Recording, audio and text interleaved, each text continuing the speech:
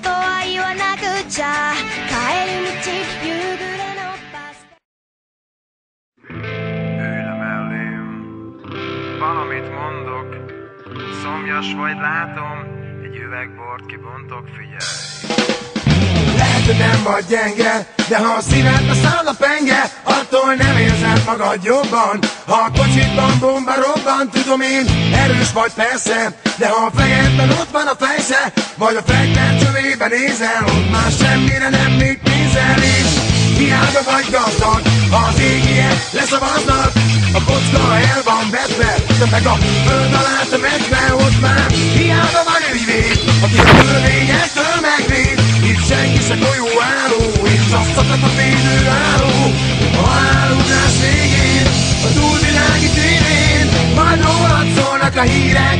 Veled van tele a sajtó, aki a pokolra kíván jutni, annak balra a második ajtó. De ha a Szent Péter szigetekre már, de valaki fizet van az útra önnek, a mennyország turiszt, a legjobb szolgáltatást nyújtja.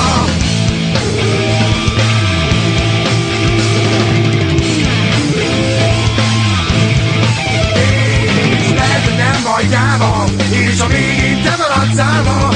De mire jó úgy ez az élet, hogyha futnod kell, amíg él, és hiába vagy bátor, mint egy római gladiátor, aki keményebb, mint a szikla, mégis lehet, hogy elég egy szikla a gyújtózsinór végén, és a túlvilági tévén majd rólad szólnak a hírek.